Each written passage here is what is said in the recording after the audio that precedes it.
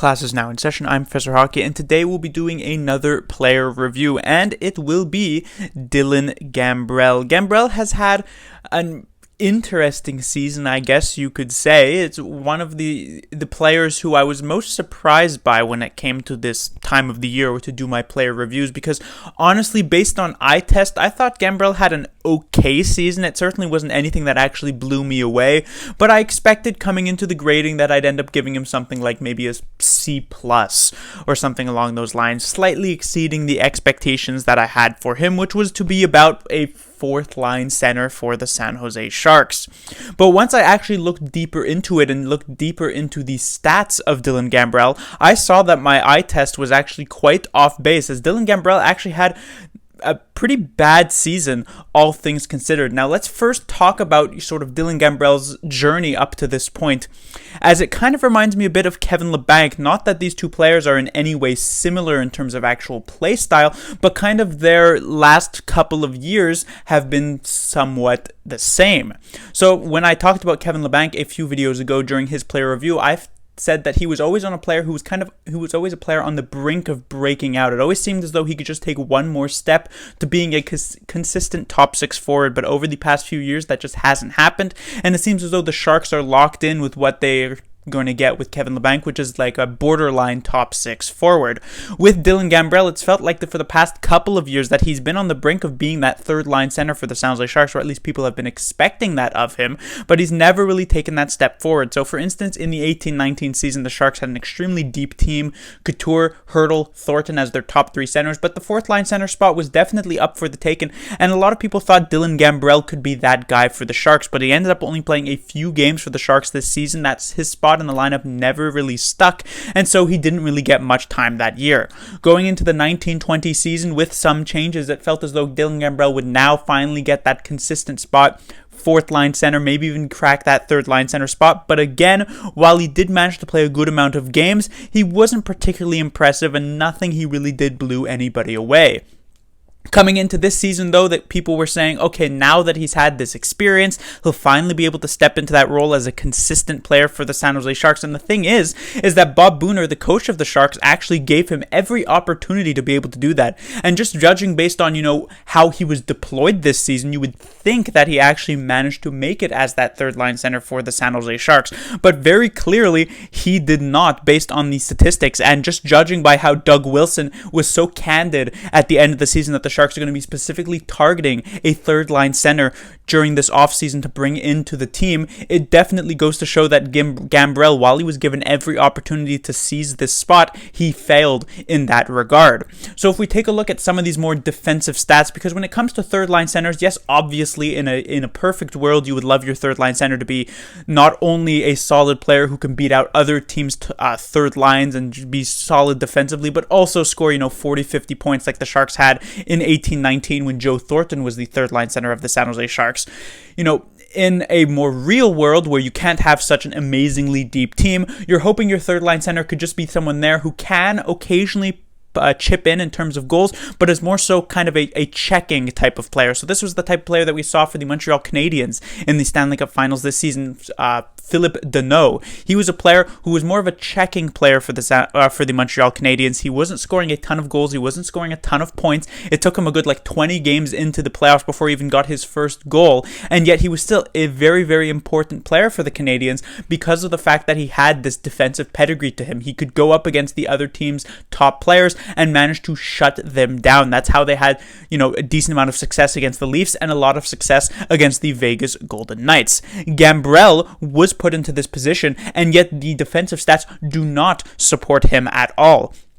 For instance, if we were to take every single player who I will be reviewing throughout this, particular section of player reviews, Dylan Gambrell was dead last in terms of shot for percentage. He was dead last in terms of unblocked shots percentage. He was dead last in terms of scoring chances percentage. And I should note that for these statistics, this is, let's say, for instance, scoring chances percentage. This is all scoring chances for when he's on the ice, plus all scoring chances against when he's on the ice, and then you take his scoring chances for divided by that total to get the scoring chances percentage. So essentially, when it comes from scoring chances for compared to scoring chances against, Gambrell has that worst comparison compared to everybody else on the San Jose Sharks. So it basically, that is to say, when Gambrell is on the ice, he's essentially a possession black hole. The other team gets all the time in the offensive zone, gets to fire off shots, unblocked shots, and especially when your goaltender is Martin Jones, where these shots, even if they're not particularly dangerous, they end up actually being rather dangerous.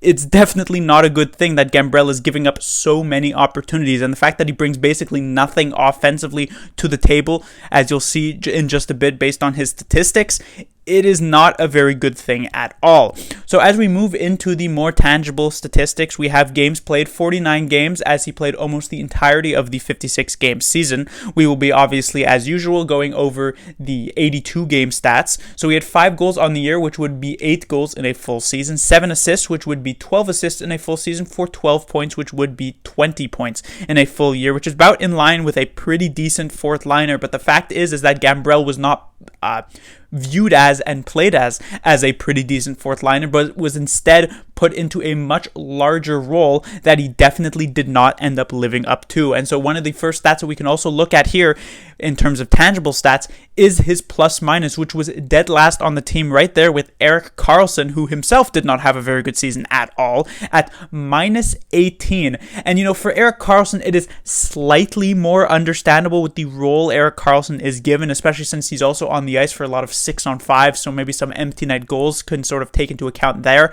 But for Dylan Gambrell, when he's played as a third line center who you're hoping is someone who can lock it down defensively, and then he puts up a team worst minus 18, it is just entirely disastrous in terms of defensive stats. No matter how bad the plus-minus stat you may think it is, the fact that Gambrell finds himself so far behind many of his other teammates who are at least forwards, if we're going to keep it like that, is quite bad. And then when we move on to the time on ice, this is exactly what I was talking about in terms of how he was played as a third-line center for the San Jose Sharks. 16 minutes and 2 seconds of time on ice. This is only a couple of seconds behind Timo Meier and a few seconds behind Kevin Labanc in terms of ice time. Dylan Gambrell technically was actually the 6th most played forward for the San Jose Sharks, and so the Sharks coming into this season were looking for a top 6 forward to round out their top 6, and while Dylan Gambrell obviously wasn't given that opportunity, he certainly was played a ton of minutes for whatever reason by Bob Brunner. He clearly made a similar eye test mistake as I made in this season, which is pretty disappointing.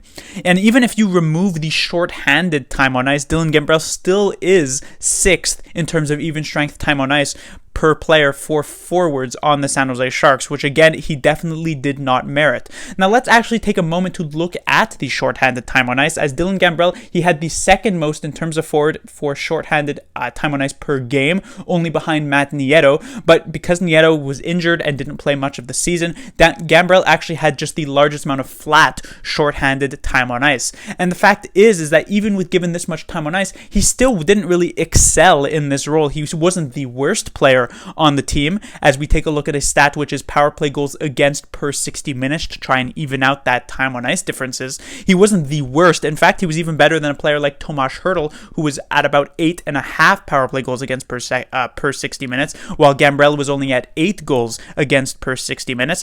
But the fact is that he was nowhere near the top brass for the San Jose Sharks in terms of shorthanded play, which was Logan Couture and Evander Kane, who were at around 5.2 and 5.5 power play goals against per 60 minutes respectively. So Gambrell was not good at all at even strength, judging by this plus minus, as well as his shots percentage, his unblocked shots percentage, his scoring chances percentage at even strength, and he was not that great short-handed. So what really did Gambrell bring to the table? Well, the fact is that it really wasn't that much. And so when we get to his grade, you may think I've been extremely negative about Dylan Gambrell thus far in this video, and that is absolutely true. But the fact is that because his expectations were, 4th liner, even though he actually came below those expectations, and as such he's going to be getting a grade below a C, the fact is that there really wasn't much room to drop. And so no matter how disappointing his season was, it wasn't comparatively as disappointing as some other Sharks players, and as such he's going to end up getting the grade of a C-. Class dismissed.